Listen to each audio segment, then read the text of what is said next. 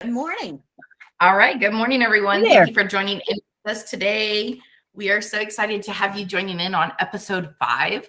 And I am Anna Adams, my co-host Pam Carter, and today our special guest, Linde Carter. How are you today? I'm good. How are you? Awesome. Well, we are going to talk a little bit about today, and I think it kind of falls in real perfectly with talking about grief. So I know I've been seeing little posts and things around about National Grief Day or something going along with sharing the things about grief and what we go through. And, I like to probably start off by saying, first of all, everybody's grief is different. Mm-hmm. There is no book that can tell us how we're going to grieve. Mm-hmm. And Linde, this is Linde's specialty area. She's helped us as IDLM in so many different ways to providing support to our students and our graduates, because we do offer our students and our graduates a monthly grief group with Linde. And so Linde has supported our students and our graduates, as well as others in her community. So Linde, I am so excited to have you on with us today. Will you share a little bit about yourself with the audience? Okay. Well, I'm a nurse. Been a nurse for, over 20 years. But that was a second career, so we won't talk about how old I am. But anyway, and I actually became a nurse coach last year. Right around this time, I graduated from my program, and then I started the IDLM program to become an end-of-life doula as well, like right after that. So I kind of did both things. 2021 was kind of a busy year. And then I started my coaching business, and I basically coach people around grief and loss and transition. And, and now with the doula work, I'm bringing in the end-of-life piece as well. And I started a group last year on Facebook when I started my coaching practice, and it really has grown even more so than I could have hoped it to. And it has kind of really, it's been an education for me, because I can read a lot of things about grief, which I've done. I've tried to educate myself even more about it since I'm working more heavily in this area now. I mean, I've been a hospice nurse for, quite a long time. So I knew about some of these things, but I've tried to learn some more things. But even just talking with people and the experience of people in my group and in the support group like that we have, and talking with other people and other doulas and so forth, I've just really learned in the last year. I've learned a lot of interesting things and valuable things about grief. And, when I was a new nurse years ago, and even when I was younger, I don't think I would have envisioned myself, as grief being like my calling in life, so to speak. But it is, and it's actually really, it's something I actually enjoy talking about. I mean, that probably sounds odd, but, because I think it's so misunderstood. People like Anna was just saying in the beginning, everybody grieves differently. We have all these constructs and ideas about it. And so, so I'm just glad to be in this place and be in IDLM and just kind of have landed where I have. So. Well, we're definitely happy to have you a part of our family, and appreciate everything that you do for all of our students and our graduates of IDLM. Because I know it really does help to have that talking time and that being able just to share. And especially as I think sometimes even as a end of life or a death doula, that sometimes others just don't know or understand where we're coming from in the type of work that we do.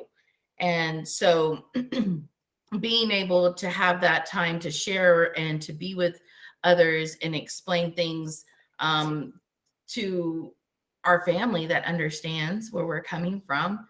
I think any and every doula should have an outlet that they can talk to and be able to, work a case and be able to go and have that buddy system. Yep. It's so important. It's so important. Well, I was thinking that just this morning, because I still work part-time as a hospice nurse on the weekends.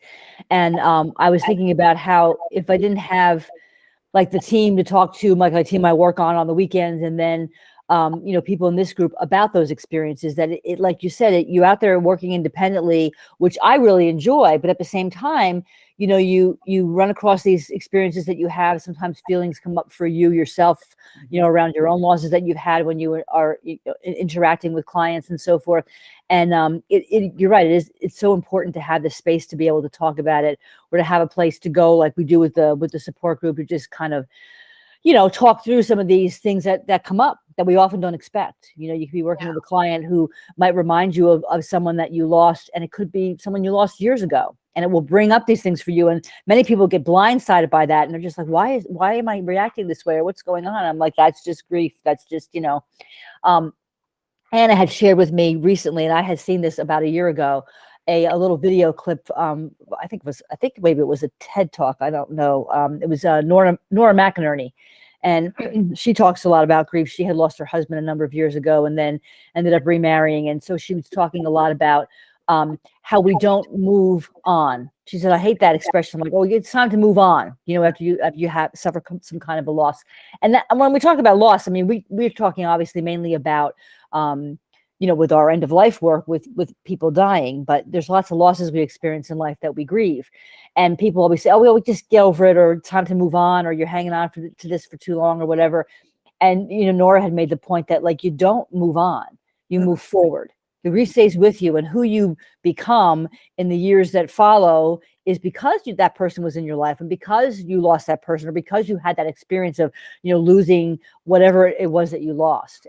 And so it's a very important part of our lives, and we don't talk about it. We don't allow people the space to actually experience it, or experience when it's different from what we're experiencing. Right. Because I'll be honest, I used to think that way. I used to be like, oh gosh, why, her father died 20 years ago. Why is she still going on about that? I mean, when I was younger, I didn't understand. I used to think that way. And say it to people because I didn't want to be rude, but I mean, I used to think that way. And I have certainly learned that that's not the case, that everybody has a different experience.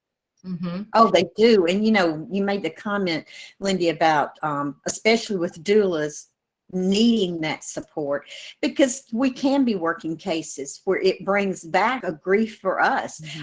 Recently, I worked with a young woman who was losing her father, and her father reminded me of my father. And so I was immediately catapulted several times back in my own memory as I was working with her, the experience of losing my dad and how that made me feel and what I experienced during that time.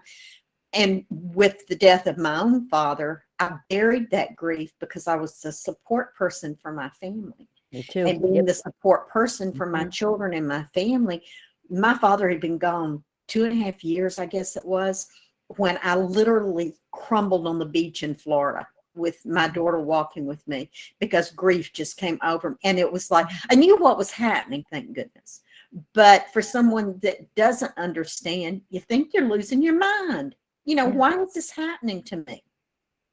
So having somebody like you, Linde, that can help our doulas and help our community work through their emotions, and it's just invaluable. I mean, there's one of the things that I mean, and part of the reason why when Anna approached me even about doing the support group, I thought it was such a wonderful idea, is because I don't want people to stop doing this work because they get discouraged, or they think that, oh, I got so emotional about that one client, I guess I'm not cut out for this. You know what I mean? Like they think that's abnormal, or that's wrong, for them to do that. And maybe they're not strong enough, to be a doula or whatever.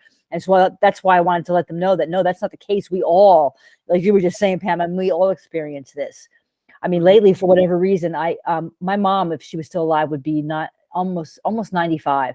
And lately I've had these clients, these patients I see on the weekends, these older women in their early 90s, which would be just, like around my mother's age. And so many of them remind me of my mom, and for whatever reason, lately that's been happening. And, my mom's been gone, gosh, it'll be almost 14 years. But yet it's actually kind of, I guess I want people to understand that you can almost enjoy it. Like when you do run across like a patient or someone who reminds you of someone you've lost, like a parent or family member, friend, whatever. It's kind of a nice time to remember that person and say, well, I even tell patients, you remind me a lot of my mom, and then sometimes that really tickles people. They really, I'm saying, oh yeah, and I'll laugh with them about it or joke or whatever. So it can be a good experience. You know, like grief isn't always, we always think of it as this burden, and it's so bad, and it's a natural thing that happens to us, and it's supposed to happen. It's kind of like, yeah, I think it's, I really believe it's like, it's in our DNA, you know, like we're supposed to do that. When we have a loss, that's a process that's very natural. And when we do push it down and push it away, and unfortunately our culture, our society, like I said, doesn't allow us a lot of room to do that, because we're supposed to just, you know, soldier on and, you know, keep working and, you know, do whatever you do, and, you know, you'll get over it type of thing. That's not always the case. And it's okay if it's not. And I guess I wanted, like, other doulas and people in end of life work to understand, because like I said, as a hospice nurse, you know, me and my colleagues over the years have talked about that. I mean, we experience the same thing. You know, you get attached to patients, people die. Sometimes it's, you know, sometimes it is just your work, and you move through it and you go, okay, you know, I'll go on to the next patient. And other times somebody really touches you and you can't, you know, so let it touch you, let it happen. It's okay. It's okay for that to happen. It's okay to cry when you lose a client or patient, whatever, if that person is, you know, if you've gotten close to that person. It's not wrong to do that. I have to say that when I work with clients, I never worry about getting emotional with them. I think in our work, it helps the families to know that, you know, this loss is affecting you as well as them in a different way. But I can't tell you how many times I've worked with clients and found myself at the end, just like the family, you know, tears running down my face and being still supportive, but moving through that grief with the family. I think it's so important. And there again, bouncing back, it's important to have somebody like you to come talk to after it's over. Yes. And the thing is, you know, that I like to let people know I need that too. You know what I mean? Like I often benefit from interacting with people, you know, in my group and in the support groups. And then I have my own, you know, support system, you know, that I use when I need to. Because like you said, it's important sometimes to either process it, because sometimes you actually have to talk about it, and other times you don't necessarily need to talk about it, but you do need to, like you said, have that space where you know somebody understands. That was one of the reasons why I think too, that I really felt like it was important for us to have our grief, you know, our monthly Grief with Linde, because I found that as I was working with students, that something would come up, that delayed grief response that would happen. Maybe it was the death of their parent or a loved one that really brought them here to doing this line of work. Yep. But then as we were learning and exploring our own mortality, that other things would pop up in those feelings. So I wanted our community to have that support as they go through it, because I think it's going to happen. It's just a matter of time. It will happen to each and every one of us. I always, I remember years ago, I was working a case on a crisis care case, and the client that I was working reminded me of my grandfather, and he passed away. I want to say it was before that had happened, and before I had taken care of that client. And just the whole staying there those 2 or 3 days in the family and the home, it just all reminded me of everything. And so that was something really hard to process. And so we all go through it. It doesn't mean that we're not meant to do this line of work, but that it's okay to, you know, have that conversation with somebody, or to let those feelings out and talk to somebody. And I think that's why it's so important that we have that connection with each other, to be able to have that buddy system.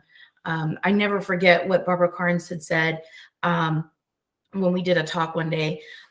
She said that, you know, she had to have a buddy system, someone to go to, because when she would come home every day and share that with her husband, he told her it was too much for him to deal with that, you know, divorce.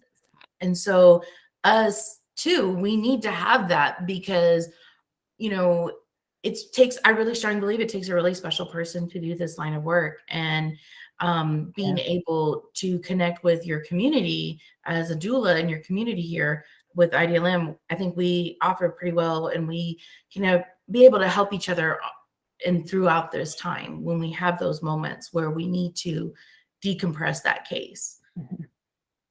Absolutely. You know, I think it's so important to have that support, and for doulas, like you said, Anna, to recognize it's okay to move through that grief. It's okay to have these feelings. Yeah. And learning to handle and how to process, and to have somebody like Linde to turn to have another support person, because it does take someone special to do this type of work. And we think that because we're doing it, we can bring it home to our families, but it can be a lot. It can be a lot when you work with a family. You know, you work with this family and then you come home and you're like, you want to decompress and you need to talk about it. But your family is not the people that want to hear it generally. You know, that they're going to listen to you, but it's heavy stuff. And so we need an outlet for that. Yeah, in a way, it's almost like not fair, like you said, you know, to them, because it's not their line of work, and like you said, they're willing to listen to you and support you, but sometimes it can get to be too much for people, and yeah, and they don't always understand, which you know makes sense. And so to have like-minded people who do the same kind of work, who can kind of like you said, kind of just connect to where you're at and be able to say, hey, that's, you know, either that's okay or that's normal, or, you know, whatever it is. Yeah. And the other thing too is, I have, you know, the experience since I've started my coaching of having coached like some fellow, you know, nurses and also, other doulas. And I always say to them, you know, like when you lose somebody, always make, or so you have a family member who's ill or is dying, you know, whatever the situation is, allow yourself to be the family member. Like allow yourself to be the daughter, the sister, the wife, the friend, you know, whatever it is. Don't be the doula in that situation, even though you know these things. And yes, you can add some valuable things to the experience for you and your family, and that's okay because of the knowledge that you have. But don't put that on yourself to be in that role, even if your family looks to you for that. Kind of set those boundaries and let them know that, hey, I'm grieving this too, you know, and I need to go through this experience the same way you guys are. I'm not the professional here. I'm the family member. Because I know that, like I said, that happens to us as, you know, hospice nurses, and we have to be reminded, like, it's okay to experience your own grief, you know, when you're going through that. As the inpatient facility I worked at, we took care of quite a few family members of like coworkers, you know, either nurses who worked in the field or nurses who worked with me in the inpatient unit. And, you know, we always would encourage people, listen, we're here, you know, we're doing the job just like you do the job for other people, you know, be with your family, or be the daughter, be there, and don't worry about these other things, because that's really important too. So that's one of the things lately I've been wanting to stress to the doulas. You know, if you're going through this, or if you've experienced a loss, and that's why maybe you're coming to the support group, or you're coming to me, or whoever you're going to talk to, it's okay to not be in your professional role just because you have that knowledge. You know, because you're grieving. So, and that's a really good important aspect too, because I think sometimes, especially us as doulas, we want to help and we want to do. Yes. You know, that's just our nature. Yes. Right? But we have to remember too, just like we go in and tell our families, we want them to be the daughter, or them to be the son, or the husband, or the partner, or whatever their role is. We have to do that too when it comes to when we're losing somebody. That is a very big, you know, thing that we need to remember as well. Absolutely. Yeah. And because it's a mistake I've certainly made in the past. Not to say I won't make it again too, but yeah, because it's just, I think it's easier to kind of go right into that mode of, like you said, we're caregivers, we're helpers, we have the knowledge of how to support people in this process, and so that's what we naturally go to. And sometimes we need to, you know, step back from that and just say, oh, okay. Because otherwise what ends up happening is, and then everybody else, you're supporting everybody else in that process. And, you know, months down the line, or however long it is, all of a sudden, like Pam said, you know, you're on the beach one day and you're just like, you dissolve into a pile of tears, and you're like, what the heck's the matter with me? You know, like, what's going on here? And that's what it is, because you haven't allowed yourself to walk through that process kind of more naturally, like everybody else has. Literally, Linde, when that happened, my daughter Tiffany was with me. And I literally crumbled to the sand, and she said, "Mama, are you okay?" And I knew what was happening, and I said, "Yes." And I said, "I just have to move through this. I have to process this, because while I've helped everybody else, I really had not processed myself." And then it was just like, whoo. And so you have to allow yourself to remember, especially in this line of work, when you're supporting a family member or a close friend, you're grieving as well as they are. And you have to allow yourself that and have somebody to talk to. Yeah, because honestly, you know, if you don't, it can have even more serious ramifications. Like it can start to affect your relationships, you know, your marriage, if you're married, your family relationships, your work, your professional stuff. It can kind of permeate that because whenever it does come up, like you said, you kind of do this and you push it away. And so it can manifest itself. I always say, you know, no matter what, grief is going to be heard. Like it's going to be heard, you know, because it's supposed to be. So if we always push it away, then it's going to come up in other ways that might not be real positive. And so that's why I encourage people, like you said, Pam, I know it hurts. I know it, you know, it stinks, you know, sometimes, but you have to really allow it to happen. Even if you need to schedule a time, even because you're like, I have too many responsibilities, I can't think about this right now. Okay, but schedule yourself a little time of meditation or taking a walk or whatever, where you allow those things to come in. Because if you don't, they don't go away. I mean, my father died 40 years ago, and it took me like at least 5 years before I even like sort of accepted the fact that I needed to, you know, I was experiencing these things. And then it actually took me a couple of decades, to be honest, because I pushed it down so much that I just, you know, and then I look back on some of the decisions I made and things I had done. And I was like, oh my gosh, those are all manifestations of the fact that I just didn't deal with that very, very traumatic sudden loss that I had when I was like, 19? You know, I was in college. It was a big deal, but I just, no, I'm fine. I'm good. I'm good. And I wasn't good at all for years. And that was, you know, that was really my own fault because I didn't, and I even had people encouraging me. I mean, I remember my mom even saying, you know, you have to deal with this. I don't know, I'm good. I'm fine. She's like, no, you're not.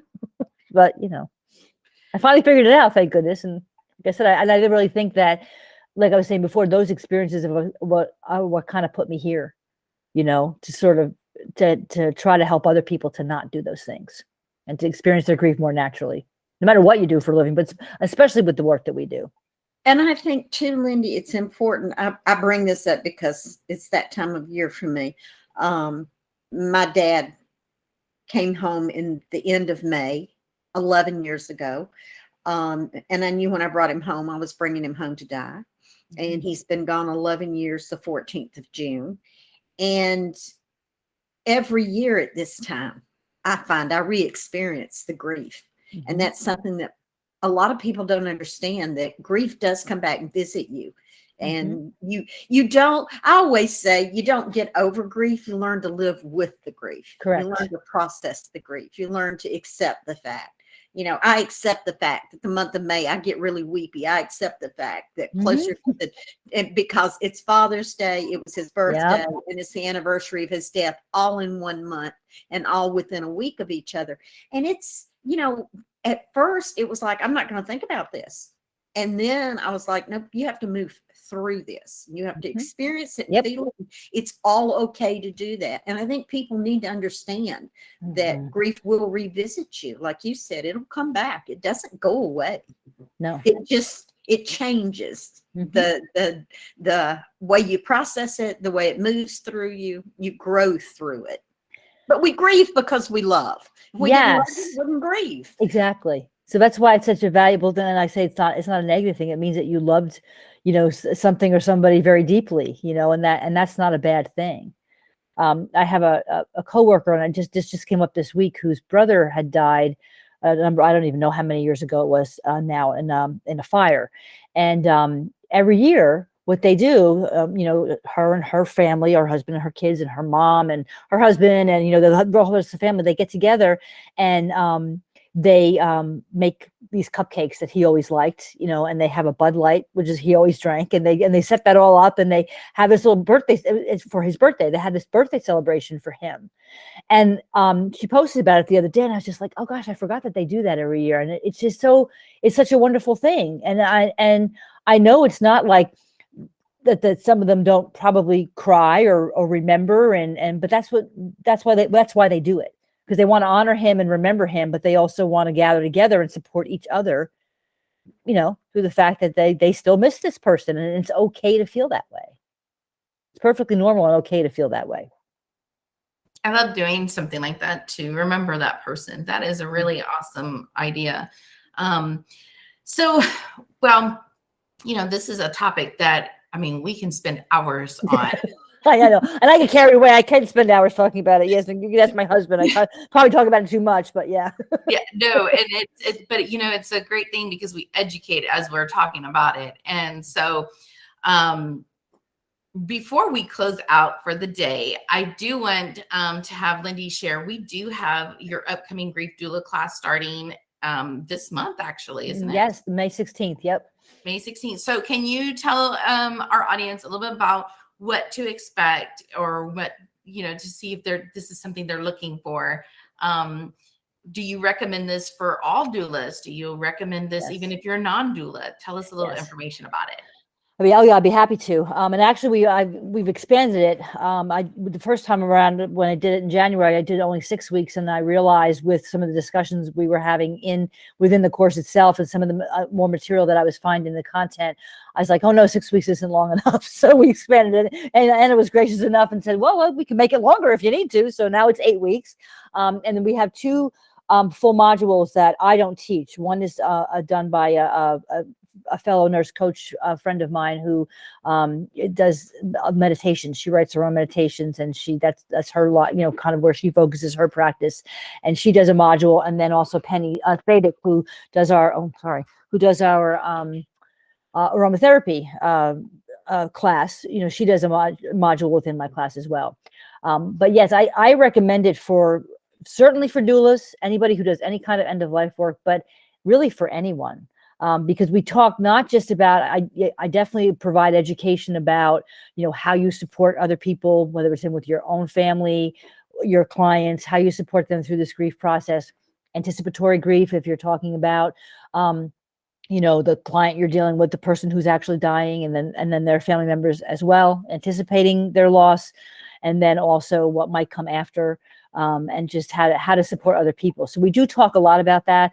But then we also talk about, how you do that for yourself. So it's kind of a hybrid, because even a module where I'm talking mainly about those kind of supportive things, I always end up talking about and when you experience this yourself, or if you've experienced this yourself, so you do. I try to design it so that you're learning both things at the same time. So I just feel like, I know for me, putting this class together, I was really excited. I was a little intimidated, but I was really excited when Anna asked me to do it. I was like, gosh, I've never really done anything like that. So, but I learned so much just in researching some of the things to put together. And, I learned a lot about my own grief and how I process and experience it. So the course definitely offers both things. And I think that, if you're going to do this kind of work, I really do think it's necessary to take some kind of grief education like that. And I would love it if you took mine, because I think it's, and we do, like I said, we have discussions. I like to open it up, not just like Q&A at the end, but sometimes we'll do an exercise in class, and then I'll let people process it. I'll say, okay, so what were your experiences with that? Or, have you ever had a client or a patient or a family member, or, whatever, and we'll talk about it within the context of the course as well. So it's pretty interactive. I don't just go on and drone on like I'm doing now. I let other people talk too. So just, I just think it's a really valuable thing to do. Yeah, I think so too, because all of the clients we work with, if you're a death end of life doula, that all the clients you're working with are going to have some type of experience of grief, whether it's the grief of the diagnosis, it's the grief of going through the process, or it's the grief that you're losing your loved one. And then your grief that your loved one has left. And not only that, the patient grieves as well. So, I think it's something to help better equip you in your doula, toolbox that you have, and, add more tools to your knowledge, and to being able to support your clients and your, their caregivers. And so I think it's really, really important to do that, and to have that extra foundation, behind you. So Linde, tell everybody again one more time. It's going to be, the class starts on It's going to be on Monday evenings for, pardon me, 7 p.m. Eastern time, 6 p.m. Central, and it starts on May 16th. And we are going to miss, because of the holidays of Memorial Day and 4th of July, there'll be 2 Mondays where we will not hold class. So it'll actually go a little bit longer. It'll seem like it's 10 weeks because will not be wrapping up until July. I believe it's July 18th. It's the last class. So it starts May 16th and it'll run through into July. Okay. But you won't have to come to class on Memorial Day or 4th of July, I promise. So. And so you'll get those breaks. Yeah. So it does fill out a little bit longer because, of the holidays. What about also the class? So it's about 2.5 or 2 hours. Usually, I usually try to do a pretty hard stop at like 9 p.m., like the 2 hours, because sometimes people will have other things to do. And what usually happens is if we do run over or it feels like we're going to, I'll invite people to stay. Say, hey, if you have the time and you can stay for us to wrap some of these things up, you can. And if you have to move on, obviously, it's recorded, so you can watch that last part or whatever. But yeah, it's usually just about 2 hours or a little over each week. Perfect. Yeah, because we always record, so in case something happens, you can always go back and watch the recording, or you just need to go and reabsorb and catch some other things that maybe you didn't absorb the first time. You can go back in and watch that recording as well. Well, Pam, is there any reminders we need to set out before we close for today? Well, we've got the Doula Intense coming up on May the 14th and 15th. So we need to talk about that. And that is going to be over 2 weekends. That's your specialty, Miss Anna. Yeah. So we'll be meeting starting on the 14th of May. We'll meet that Saturday and Sunday, and then the following week, Saturday and Sunday, it's from 9 a.m. Central to 6 p.m. Central. We'll be doing all of our program. Everything is included in our program, and diving in pretty deep into the topics and the modules and just learning all together. And so we'll have that starting on the 14th. Pam, actually, you have a class starting this Thursday. We'll open cohort 2 of the Life Planning Doula Specialist this Thursday. We still have a few seats available, so feel free. I'll go ahead and post links here shortly after we finish here. I'll put some links in the comments for y'all. And you will be doing a discovery as well. I'm going to do a discovery tonight, 7 o'clock Central. It's 8 o'clock Eastern.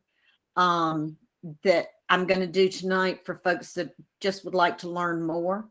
And then we also need to guide people to the movement, to our platform, because there's so much going on. There's no way we can cover everything. I mean, we had some exciting news about the book club that went up this morning, and our mentors group that we have for our student body's got a lot of things going on there, and just so much going on. So you really need to check out the movement. So go and join the movement. There's a free trial right now going on. You can even free trial our Doula Mentors program, and now's the time to do it. Right now, it's a free trial. Come in, check it out, join us, get to know our family, and pick up some great resources while you're at it. So, Linde, thank you so much for joining with us. Morning. Absolutely. Thank you for having me. It was a pleasure. Thank you. And sharing some knowledge out there to help other doulas around. And we are going to go ahead and close out for today. So we will catch everybody next week. And we look forward to talking to you then. Bye, everybody. Bye. Thanks. Bye.